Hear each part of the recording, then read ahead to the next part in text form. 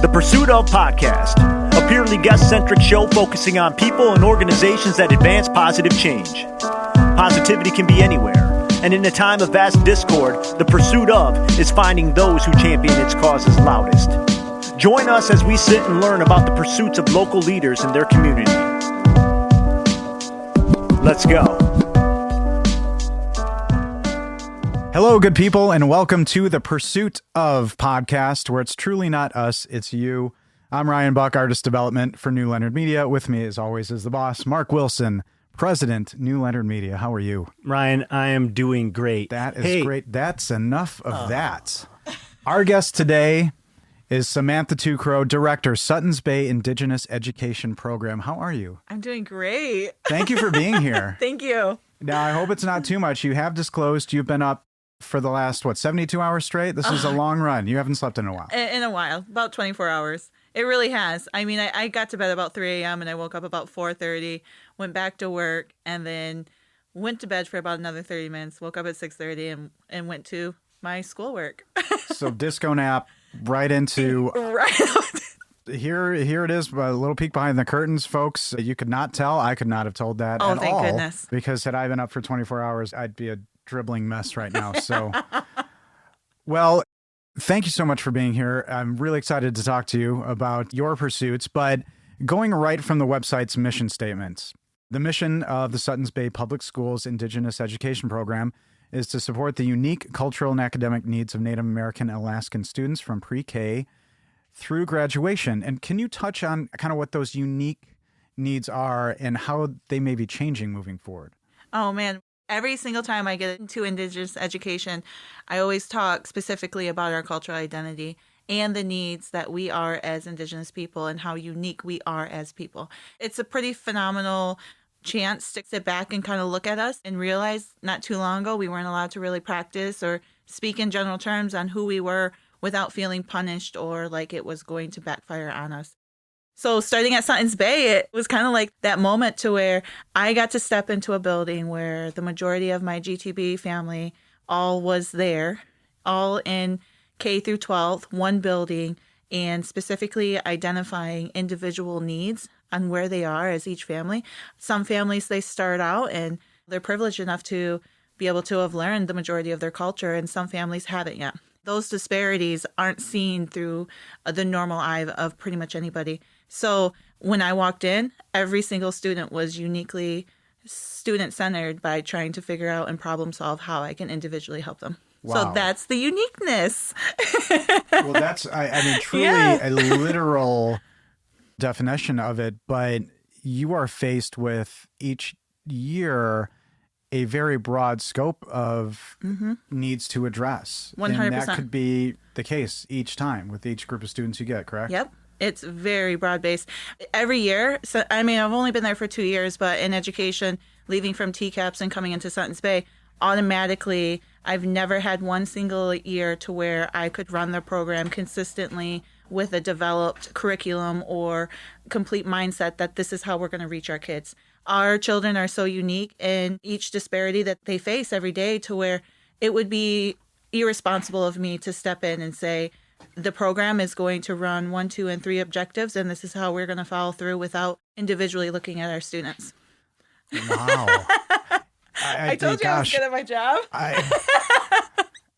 I think people can probably hear and feel your passion through their speakers or whatever they're listening to. We talked about this a little bit before we started rolling about how long this program has been in place, and it's been a long, long time. How important is understanding the history of the evolution to the program to you? How important is that, and what lessons did you learn from that? Oh, it's so important. I always date this back to district and community bringing it together as one. The program has been here for generations. I myself have been in Indian education, and Todd Parker, actually from NMC, was my Indian education director at East Jordan, where I went to school. And he's the guy who always kind of taught me growing up, like the means of finding out who you are. So it's been fun getting to know that and that perspective of how it went from beginning to now. It's different. Like we used to be ashamed to walk into a room when all the Indian kids got called down to go to the Indigenous Education Program because, you know, we didn't know what the heck it was. we would walk in and say, wait, we're Indian? What does that even mean? And separated from the other. Yeah. Oh, that was the worst feeling, being separated from the district at whole. And there was no clarity to that? It was just no clarity. different. It was just different. Yeah. Yeah. In elementary, for me, it was a little different, but also, unfortunately, I was a child of alcoholic groups too, so I'd be separated by that. So in elementary, it wasn't such a big deal based on the school I was at. But by the time I got to junior high, it wasn't as much that I felt different as other kids recognized that was happening. And they're curious. And then they start, they're curious. It wasn't just like the recognition of it being like, oh, well, where's this person going? It was curious and they wanted to be a part of it, or they wanted to know more about it themselves too. But when you're facing a world of uncertainty and you don't know who you are individually, when you're being pulled into something, you automatically question who you are. And that's why that specific cultural identity piece is so critical to implement in all Indigenous education. I use the term Indigenous only just because we do offer program services to Alaskan Natives and Hawaiian Natives. So we're not just talking about Native Americans. So for Title VI, I have to be open for my brothers and sisters from Alaska and Hawaii. So then they feel welcome too. Another thing special that I always thought about in my day, it was Indian education, was that there's different definitions and variations of what it means to be an Indian, a Native person, an Indigenous person. Sometimes you got your political affiliation as if you're an enrolled member of a specific tribe that has certain governmental or treaty rights to a geographical area. But then others are racially. So like you and Aaron, you guys walk down the street, even without the beadwork, right? Like that woman is a Native woman, Anishinaabe Kwe. Myself, I'm a little more ambiguous looking. And there's a lot of other kids that, tribal members that are white, that are black, that are of Asian descent. And so a lot of times this program helped us to recognize one another and actually understand that it's not just a racial identity. There's tradition to it. There's cultural identity that supersedes, in my opinion. 100%. And the best part about it is that the opportunity to really bring us together as a whole and create that opportunity to learn from each other and feel comfortable. It's a generational gap that we've kind of been missing for quite some time. We've been pursuing it. We've been working on it. But from the beginning all the way until now, the importance of district-wide, inclusively bringing our Native American students, our Indigenous students into the school and making them feel at whole with that community is really critical for the program's success. That's wonderful. When we talked about this a little bit earlier as well, about you're still identifying your challenges, what you face, and having been in the role 2 years now, was there anything in that 2 years that you did discover that you went, oh, wow, this is something we have to deal with, or that you didn't feel totally prepared to tackle and you had to seek other resources? I did. So I came into the position before Suttons Bay and understood our program as a crutch, not a success.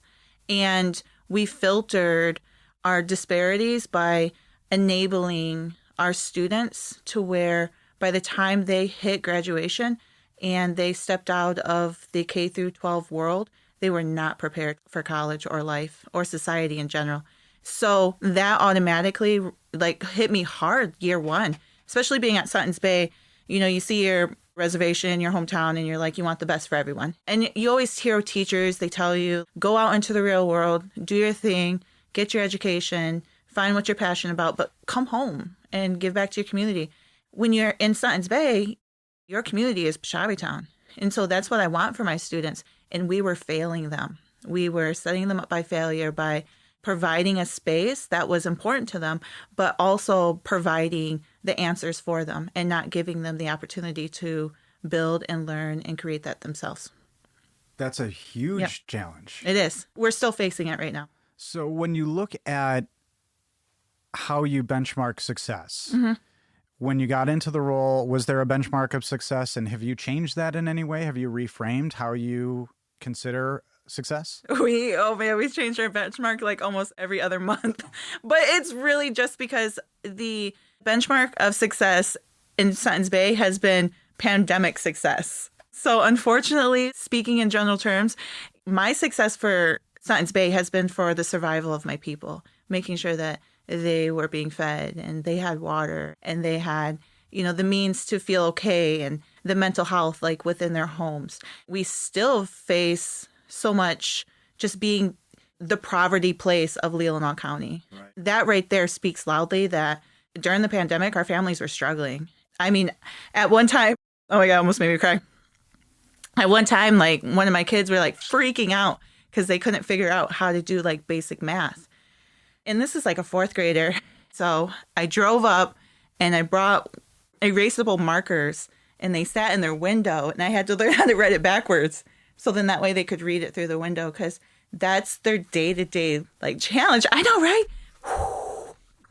Well, that choked me up too because I was like, that was the first time I actually really said that out loud. But it was crazy because like my success for Suttons Bay, my benchmarks has changed on a month-to-month basis because we've been in the pandemic world.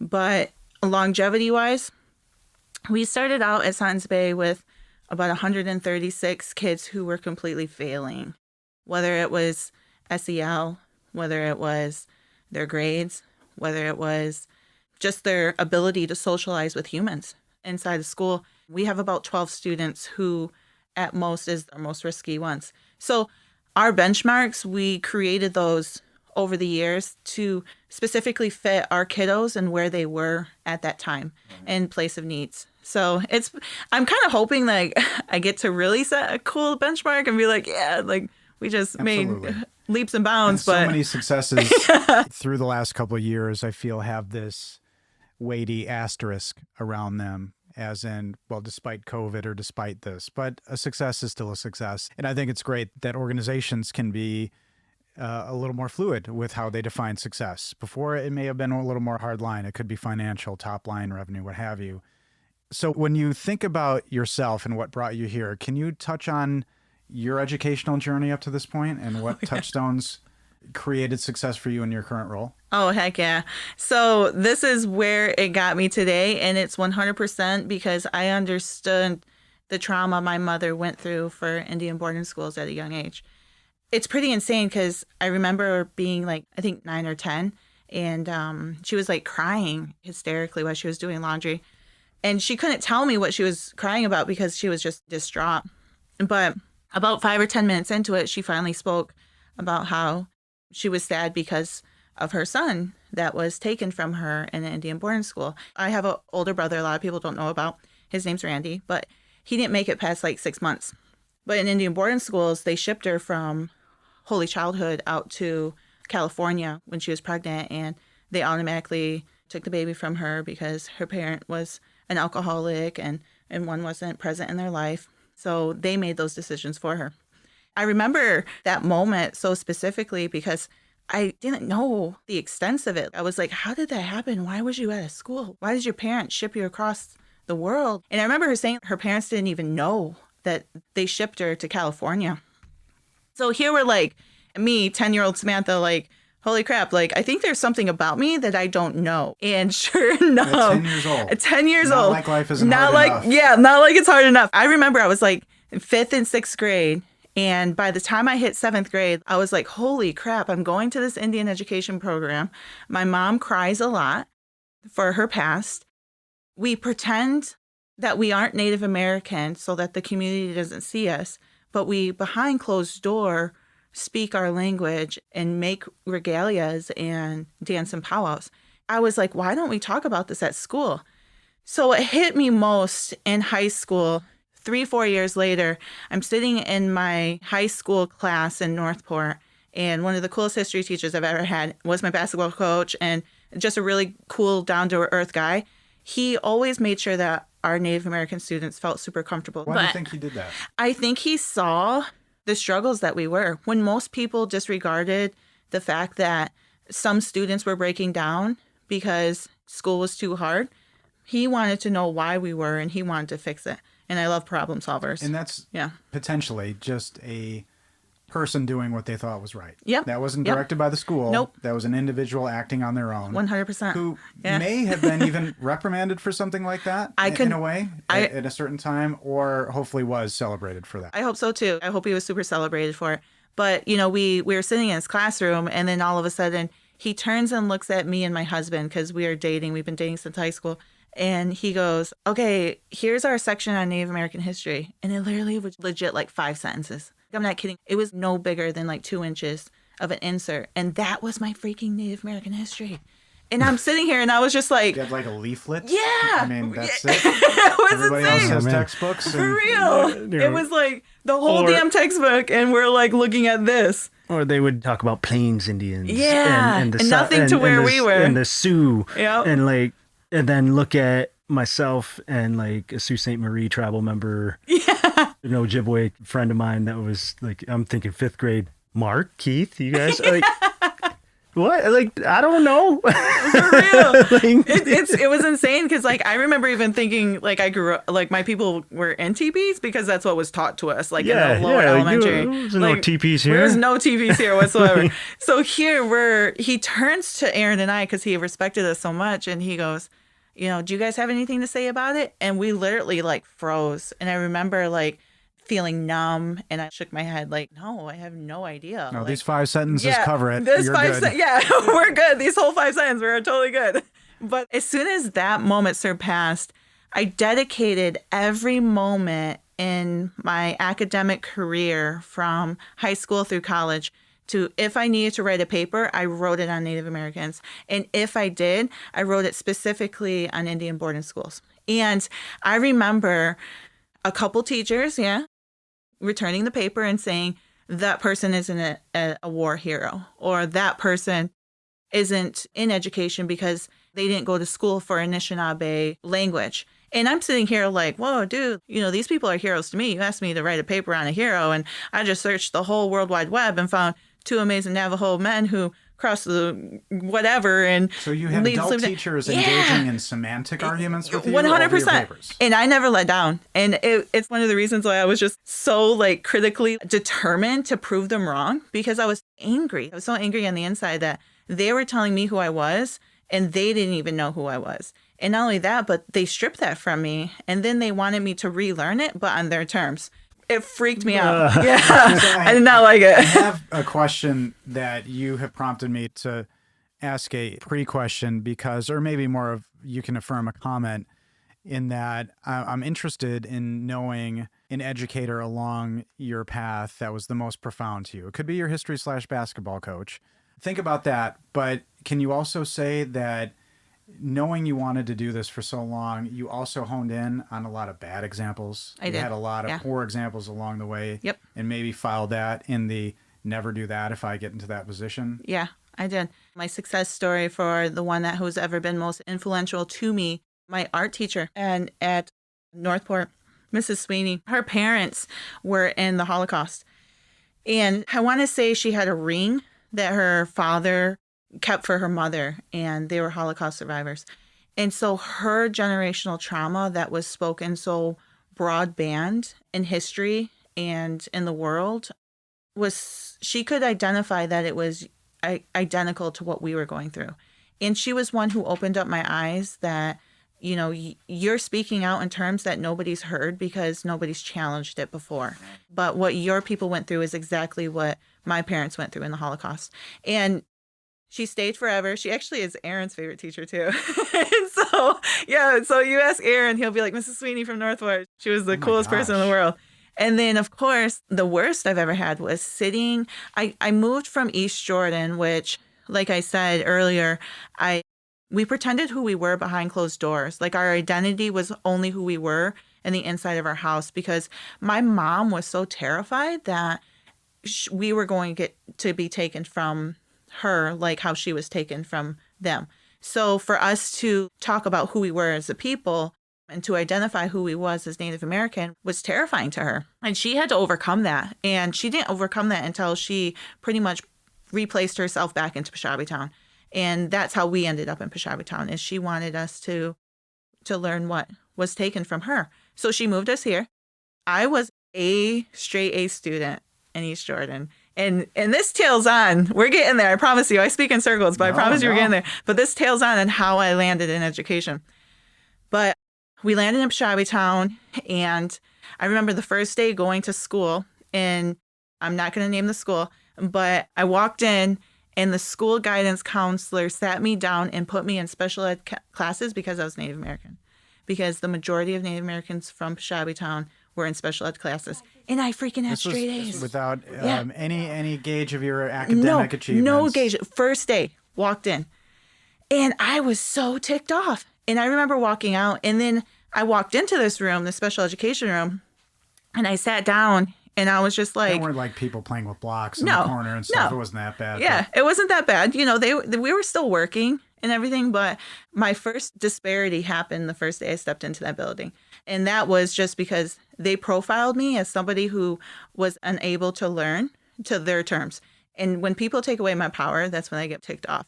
And so automatically I come running out of there. I'm screaming. I'm like, what are you doing to me? I got straight A's. I'm already done with algebra. And that's like high school. I'm like in 7th grade telling them, look at my credits, look at my transcripts. And I remember the superintendent at the time telling them like, no, you need to be in this class and this is where you're supposed to be. Even after clearly demonstrating you've surpassed that and then some. 100%. It was the most craziest time of my life. So I automatically came out and I just lost it. Like I didn't want to go to school. And this is why I landed in Indigenous education. I didn't want to go to school. I disconnected myself from the connection that I was hoping to eventually build with my new move. I thought powerless. I felt powerless. And I felt stripped of my rights, like my educational right to learn as a human being. Like they took that from me the first day I walked into that building.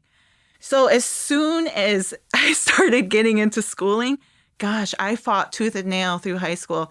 I never wanted to be there. I never connected, like I said, with my peers.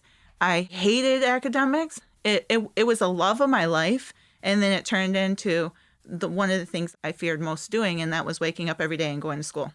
So my mom fought tooth and nail every morning, like dragging me up and forcing me to go to school. I remember the police taking me a couple times because my mom was just like, said, we're calling in reinforcements. Yeah, and I mean, I'm a truant student now. Like I'm the epitome of Native American education, and they did that to me.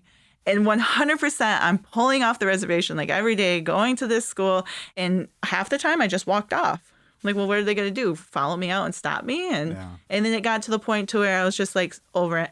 Well, I met two amazing women. One actually works in Milwaukee in Indian education herself, or in Indigenous education, the school, an Indian school in general. It's phenomenal. Phenomenal. It's phenomenal. Yeah. And she changed my life. It's well done. Yeah. It's so well done.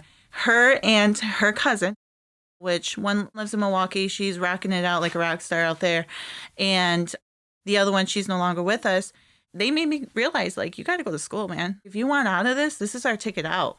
You got to enroll yourself into school, and you need to finish your high school diploma, and you're going to go to college. And I remember, like, moving in with them as a teenager because I love my mom through and through, like, no matter what. But she's suffering from generational trauma from her boarding school to where it was difficult for her to take care of us. So at, like, 15, 16, I moved out and moved in with my girlfriends. The one thing they told me, you got to go to school. You don't have to work. You don't have to pay for anything, but you have to go to school. So I'm like, all right, fine, whatever. It's like, I guess I'll try this thing again. And I went back to the travel school, and the travel school at GTB helped me get to the finish line. And I remember the day before, because we legit were like surviving teenagers. Our electricity went out, and I'm sitting the night before graduation, and Cindy from the tribal school told me, you cannot graduate till you finish this paperwork, because she made me be accountable for what I was doing. That's what we miss in our schools right now in public education for Native American students. I'm glad you said her name. Yeah. Because a lot of those individuals go, the heroes. They go, really go unknown. Unknown. And, you know, that's why it was important for me to bring you on too, because there's not enough of you. Yep. There isn't. I'm a high school dropout. You know, for the same reasons that Samantha had explained. And there's a lot of things that we've already touched on about the little known history and expecting us to know about other tribes elsewhere when it's like, I'm being raised Odawa. Like, I don't know anything about the Navajo, like you just ask somebody from Spain about France, or I don't know, like if that's a good comparison. But right now, not to get topical, but we're not shying away from it. Yeah.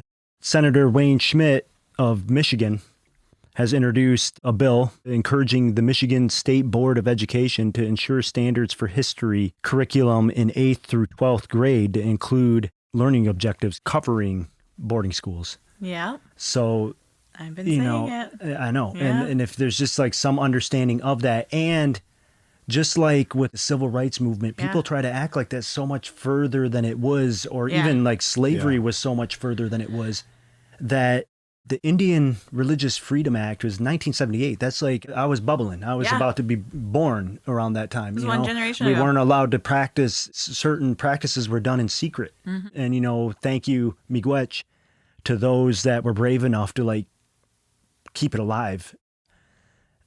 And then the other is to recognize that, like, I have cousins that went to the boarding schools. They weren't closed until the 80s. So like this was still continuing, maybe not still by forced, this started in the 1800s, was to kill the man or kill the Indian to save the man is what it was. And it was just trying to get assimilation. And maybe it was just so that everybody would live in harmony. Yeah. But the effects as mankind, and especially the so-called civilized world, always tries to do one thing and maybe have a good intention, so they may think, but not realize the byproduct and the fallout from that. I think in general, you're probably being pretty kind to some of those folks back then. But we've been so fortunate on the podcast to have quite a few Native American guests. Yeah. And what's so interesting, and not by design, the two topics have emerged almost consistently: boarding schools. Yes. And one that I'd like to ask you about is the reclamation of language. Yes. Oh. And it's even explained, I think, to anybody. You can understand how powerful this is. So how do you speak to the topic of reclamation of language in your program? And how does it come up, especially with students who may be members of different tribes? And how do you use that to your advantage in the program? Oh, man. So we as Indigenous people, we as Anishinaabe people, we use humor as everything. And it's like one of the coolest things that I see within our school systems that sometimes look at as, well, these kids aren't reformed. They're messing around too much. But that's their blood memory talking. And that's them persevering through their disparities and them finding that genetic code of Anishinaabe, like teachings, like using humor. So automatically, every single time we talk about language and the rehabilitation and the need for it in the school, I always actually jump in with this funny saying to where, forever everyone would make fun of me and say, Samantha, you're mixing up words. You make up your own words. You do this. And finally one day I was so sick of them telling me, I was like, dude, English is not the language I'm supposed to be speaking. So every time we talk about Anishinaabe language and bringing that and that power that it holds and the importance of having that reinstilled into our people or reinstilled into the public education system, I specifically make a joke and I tell them, I say, English isn't the language I'm supposed to be speaking. So we're here formatting our children still to that systematic way that they want us to be formed. And that's what I persevered and pushed so hard against my whole entire life. So why would I want to form to it? I wanted to bring that back into our people and to our children so that they understood the importance of who they were. And speaking that language is how we are. I talk in circles, in which I relate to being a storyteller. And then not only that, but I also, when I describe something or I'm trying to talk, everyone will make fun of me. They'll say, I'll say, what is that thing that people walk across and a river runs under it? They're like, Samantha, you speak Anishinaabe, but in like English, because we describe what we see in our language. So I'm sitting here and I'm always joking with. That's a unique way to frame that. Right. So I'm always cracking up because we'll be at school and my colleagues, coworkers, they just love me. And so they get where I'm coming from. But when I start identifying that, how if I can break those language barriers with non-natives to have them understand where I am and see where I am, I'm hoping that that's going to be able to give them an opportunity to understand the importance of why our blood memory is like fiending for our language to come back. And we generationally have had it taken away. We were put in a place to where we had to speak correct, and if not, we were always wrong. The majority of my students that always fail in one form of academics is English. It drives me insane because a little piece of me just wants to take them out of there and say, there's a reason why they're having a difficulty with this. But if you try to come to a white privileged family and ask them, like, what is most hard for you? The last thing they're going to understand is that we're struggling in English because our blood memory is just telling us that we want to speak our Anishinaabe language. Right. Like, it's crazy. It's real difficult to have those conversations without offending or making sure that no one else doesn't understand where you're coming from. But that's my job. Like, that's what I do all the time. I was create pretty understated. conversation. Yeah. It was great. And there's a all I couple do. things in there. So when I was a student, a kid in junior high, our program also was like an after school. Yeah. And so there's different years, different budgets, like depending on how the program, and different resources, including knowledgeable individuals. But the kids from West would get on a bus and we go to East. Yep. And it was great to meet all the other Native kids at East, but then also we'd have, Kenny Pheasant there giving us language lessons where I learned to count and I learned the time of the day. And I How to learned, say pie. Remember that? That was the one word every kid wanted to know. How to say pie. The mathematic. No, the word pie in their language. because it's long. I remember it too. Do you remember it? No. No? Okay, it's sorry. Baskaminstige Bito G's Quaganagan. That's how we say apple pie. Yeah. Yeah. Baskaminstige Bito G's Quaganagan. You need to really want apple pie You if gotta you really then want need to order Or that. Yeah, I was that's like what I remember. Gigado be up cones. Yeah. It's just like the small talking wire, the telephone. I love it.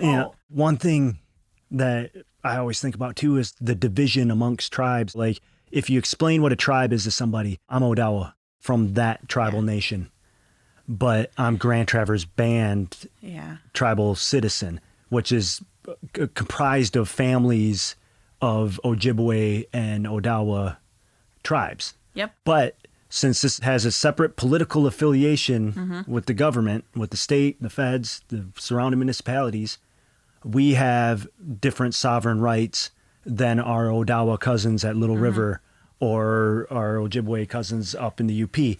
And what happens then is we're all competing for resources. Yeah. And we're all competing for language teachers. And as our fluents get older and journey on, we struggle to have the resources at the same time to make something big happen. So for the longest time, Rosetta Stone was like the king language app for any world language. And we couldn't get on it. GTB would love to do that, but it was super expensive. We never had those resources at the time. We still have to worry about education and health and housing. So Mille Lacs, awesome, bless them. Oh, I heard about that. They made it happen. So that's available. But there's also increasing resources more and more. When you spoke to the Indian school in Milwaukee, why that's so special is because, one, I think it predates tribal gaming, which has it's been a great economic engine for tribes in lieu of having a tax base to fund our governmental programs, but it also divides us based on market share and et cetera. But they managed to pull this together, several tribes in Wisconsin, to put them all under one roof. One tribe gave up the land and put their land into trust. The other two tribes helped, or two or three, I can't recall, but pitched in. They made the school happen, and it's on Potawatomi land. Yep. But not just Anishinaabe Moen is being taught there, because there's several other tribes that are part of this. Yeah, it's so kids get to Yeah. get to a certain level in their education and then choose which language they want to. Which language they want. Yeah. And it's crazy too, because I don't speak to my tribe as my cultural identity. I speak to them as my federal recognition. And I honor that. But my cultural identity is me as being an Anishinaabe Kwe, an Odawa woman who is a descendant from my grandfather, who is a tribal fisherman and grew up raised on Beaver Island. And my mothers who are surviving boarding schools, like that's my cultural identity. My tribal of recognition, that's my federal recognition to who I am. And we have to decipher the difference between those two specifically to reinstill that power back into our children. If they know who they are, they're going to be more successful in school. If they have no doubt on who they are or the language they speak, the power that they uphold as the first people to habitated this like area, they're going to make leaps and bounds in education and transition our Native American people from the society we're living in today to the next generation that's going to thrive most. And I don't want to say I gave up and I'm not going to make it for my people, but I don't see myself as the one who's going to make changes for our tribe. I see the ones I'm working with every day, K through 12. And those are the people like I see that's going to be the one that change it for us. And so, well, we're talking about opportunities, and Mark brought up something. I just want to read something from the United Nations website. It's maybe a little long, but I just want your take on this. And it has to do with Indigenous people's education and challenges. But from the United Nations website, lack of respect and resources cause critical education gap. Too often education systems do not respect Indigenous people's diverse cultures. There are too few teachers who speak their languages, and their schools often lack basic materials. Educational materials that provide accurate and fair information on Indigenous peoples and their ways of life are particularly rare. Despite the numerous international instruments that proclaim universal rights to education, Indigenous peoples do not fully enjoy these rights, and an education gap between Indigenous peoples and the rest of the population remains critical worldwide. Would you agree that that in general is the case? Yeah. Now, other issues that these students face, and this is for the UN website, and I think this is worth discussing: arriving at school hungry or ill, facing bullying or discrimination, dealing with loss or lack of identity, and unregistered births. Things like bullying and discrimination. Is it better or worse now because of social media? You know, you would say that there's maybe more awareness and more discussion around the challenges that Indigenous peoples face, but things like lack of identity, loss of language, I don't think is as universally known as it should be. So things like bullying, is that worse now or is it better? I want to say it's worse, but I also know that through making us aware districtly of finding out who we are as a people and including, you know, we have 4 colors for our medicine wheel. It's red, black, white, and yellow. And I always say our black, white, red, and yellow brothers and sisters. Like when we include them to be a part of the conversation, and at a certain extent, because I also was taught that, you know, the teachings that we are given, some teachings are meant to be in the lodges and kept in the lodges versus ones that we're actually supposed to teach thoroughly. So I ride a fine line with educating our students' cultural identity and who they are versus the district-wide. But it does get worse. It has been worse over years. And I feel the worst part about it is it's uncontrollable. You can't control that in the public school systems at all. When you get on social media or you get on the World Wide Web, you're sitting here and you're dealing with head-on facing discrimination that the majority of our kiddos don't even know how to react to it. And if we don't have those conversations built within our systems, we're pretty much setting them up to, again, fail within the public school systems of not feeling that comfortable or welcomed. And on the other side of it, what you're doing in building and creating confidence through identity is a good thing. And it will help combat the negative feelings from that sort of thing.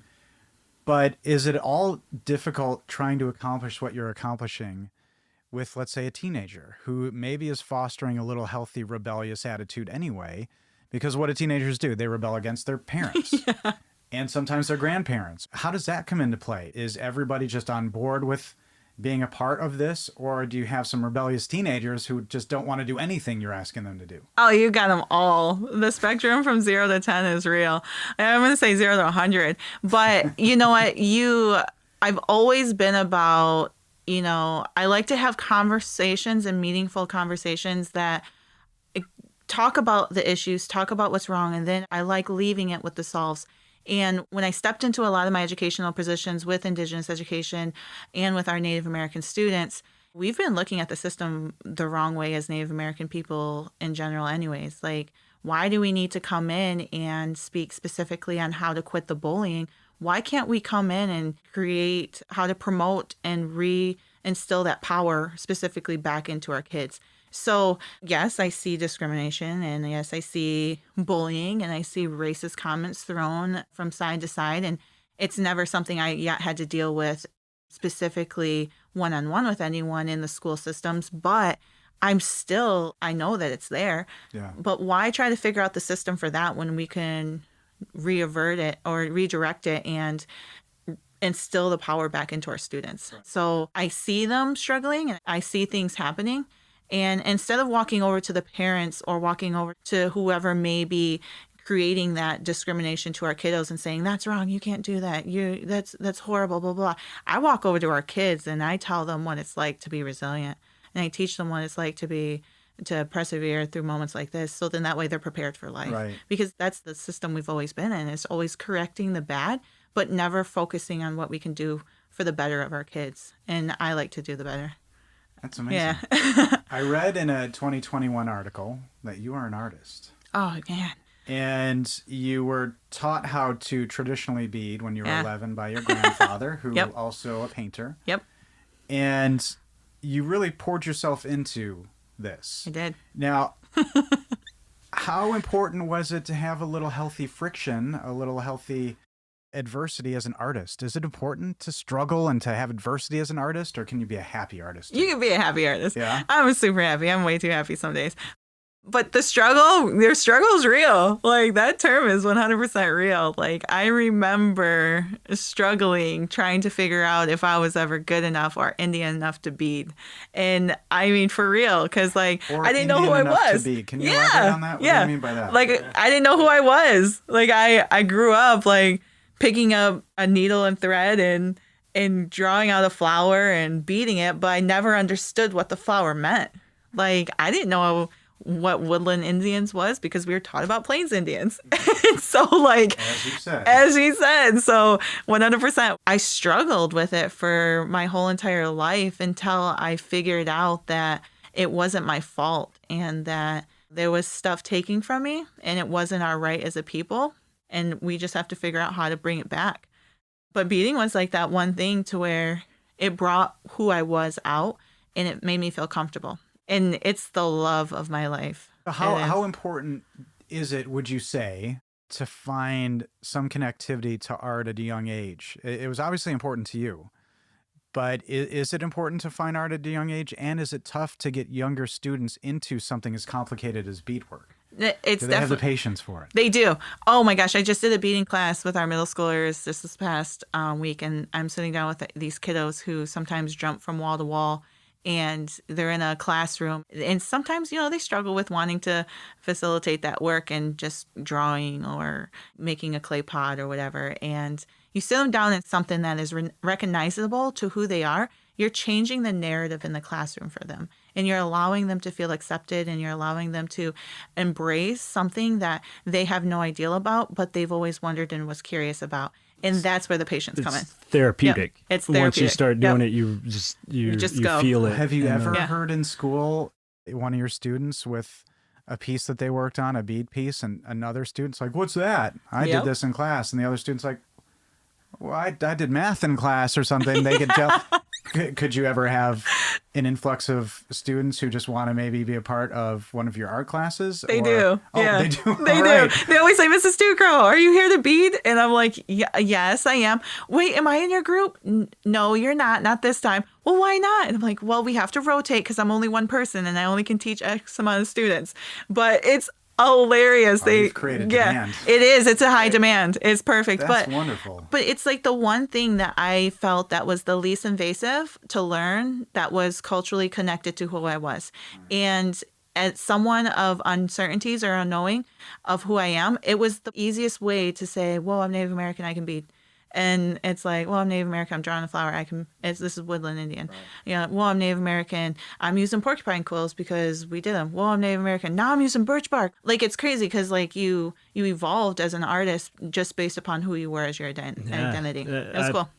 I love the artistic aspect, and thank you for bringing that up, because one of my favorite elders, all my elders are my favorite, but one of my favorite elders had spoke about in his lifetime when he was young, arguing over who's more Indian. Yeah, I heard that a lot too. And they made it about who was the brownest. Yep. And then it was like, who's exercising their treaty rights the most? Who's out hunting, fishing, trapping? And then it became about who powwows the most. Yep. And then he's like, and then I noticed in recent years, it's like, who's in language class the most? Who's learning the language the most? And no matter what, all of those things collective are what make a culture. Mm-hmm. And that's what's going to take the community, because a lot of us feel exactly like you articulated and just aren't brave enough to say it. It is. It's so hard. And I have to say, well, I'm half of Sicilian descent. I don't know anything about Sicily. Yeah. But I was fortunate enough to be raised here in Odawa country and raised with the Grand Traverse Band of Ottawa and Chippewa Indians my whole life. So I was raised Odawa, and that's what I know and understand. But even then, you realize how many of us don't know, and some get guarded. And those, often the ones that are guarded are the ones that will put another down for not being Indian enough. Yeah, it is. And you got to learn how to work with the trauma too. Like Yep. if you can't respond to the trauma, you're only hurting your people worse. Yeah. And so and that specifically is one of the hardest things I see most is knowing that somebody is making that guard, and that guard isn't their fault, and you have to be understanding to that, or it's only going to break who we are as It's so people. incredible that you are offering so many different types of, and you said therapy in a way, Absolutely. because sometimes directed in the right ways, Yeah. trauma can be used for something undeniably positive if it's done for art, if it's done, and it's terrible that it has to come from a place, but when you see somebody who takes that, whatever that pain, whatever that struggle is, and turns it into something beautiful. I mean, you may not know it as the viewer or somebody who appreciates it, but are you seeing any forms of art that are kind of new from some kids? Maybe it's not the traditional beadwork, but could it be music? Are you seeing any types of things emerging that people can look for? Oh man, our kiddos in music right now in middle and high school it's breaking through, and they're using how they're feeling and writing it in their songs, and they're actually connecting with our school staff because they're saying what they can't articulate in front of you with a basic conversation. They're using music to express how they feel and who they are and what they feel is missing. And it's crazy because just this past week we had one kiddo who we haven't really seen in a year and a half. And he's supposed to graduate this year, and every single person in the school building was trying to get a hold of him, and nobody could make this happen. And finally, Mom, after the millionth and 10th time coming in and saying, I don't know what to do, the first thing we asked him was, well, what is he connected to? And automatically, most Native parents, you ask them that question and they say, well, he doesn't really go to ceremonies or he doesn't powwow. And he says that they say the basic. And we're like, no, I mean, what is he connected to just in general? Mm-hmm. And so you're here in Indigenous education and you're just automatically thinking oh, Samantha TwoCrow is going to ask you what I'm connected to. And I got to say something Indian. And then in here, I'm like, no, what is he connected to? And they're like, my music. And it's like, well, send me a song. And just this past week, he sent a song to us. And for the first time ever in years, he walked right back into the building, connected with his peers, just because that was his form of expressing who he was.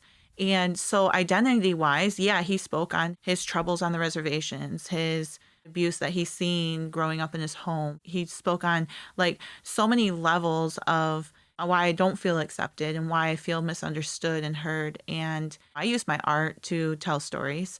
And when I get a chance to do that, I have baby strawberries and I call them Bonojin Ode. And I created that this past year at Santa Fe when I was out there for the Indian market. And that was my way of expressing how I felt about all the babies surfacing from the Indian boarding schools that were hundreds and thousands of graves being found. Every artist, we create something. Every musician has something to be said.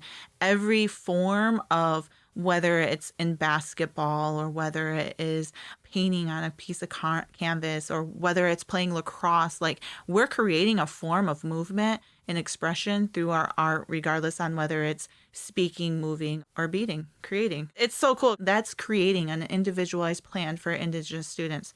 That's what's so critical about Indigenous education and understanding building that relationship individually with that person, because that's how you break cycles.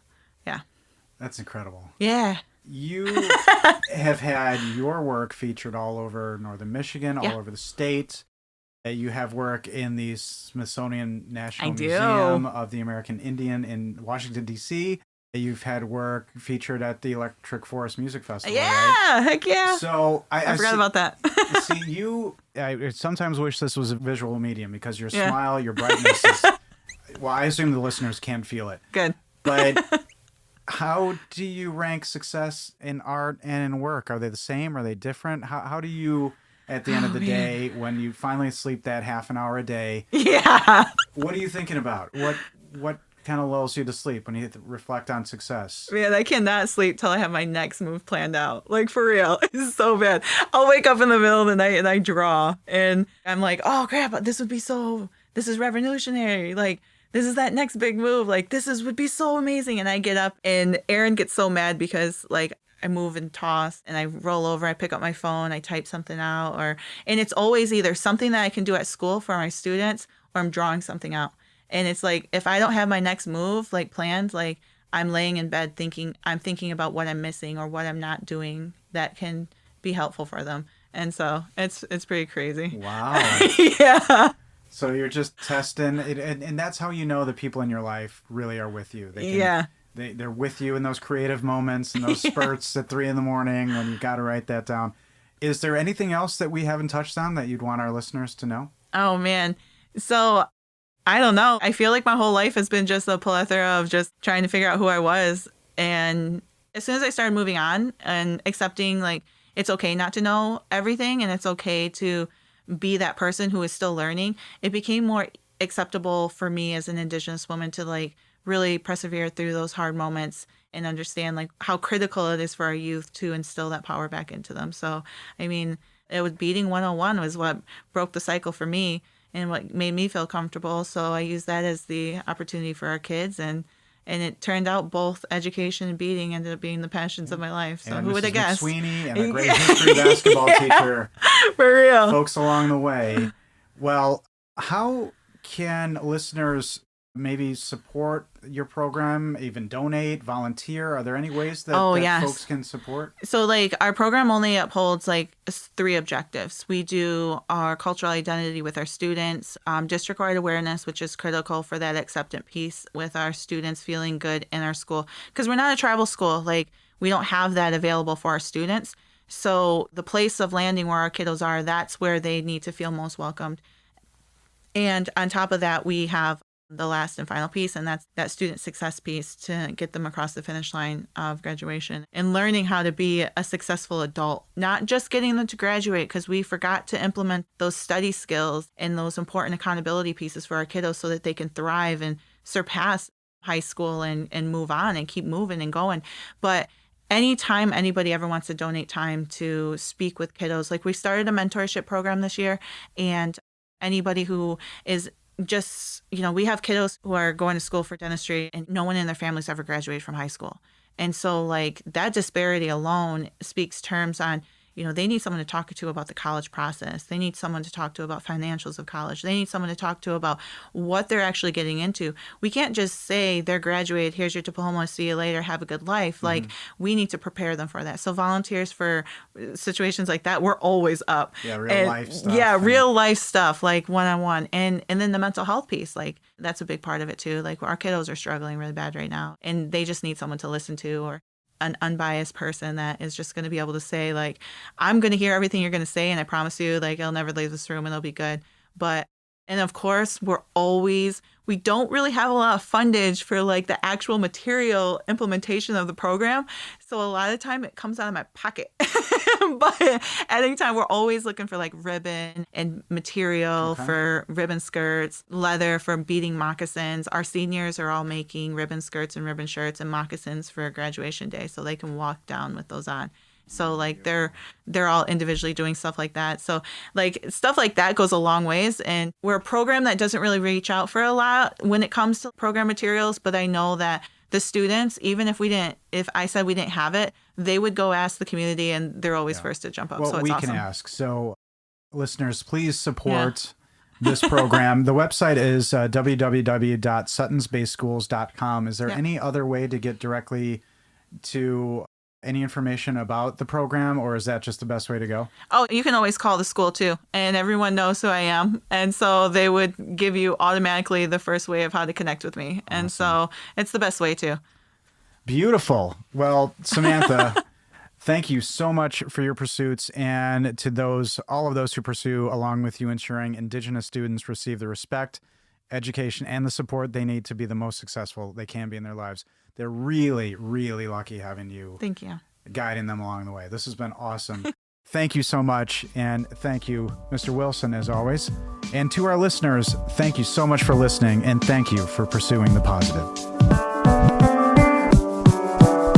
Ladies and gentlemen, thank you for joining us one more time on The Pursuit of Podcast, The Pursuit of Indigenous Education. Samantha TwoCrow, thank you so much for joining us and educating the community. If you're listening to this beyond Northern Michigan, I want you to know that Title VI is a nationwide federal program. Please look into your local school system and see about your Title VI program, Indigenous Education, and how you might get involved and help. And as always, for all podcasting, audio, video inquiries, reach out to us at newleonard.com.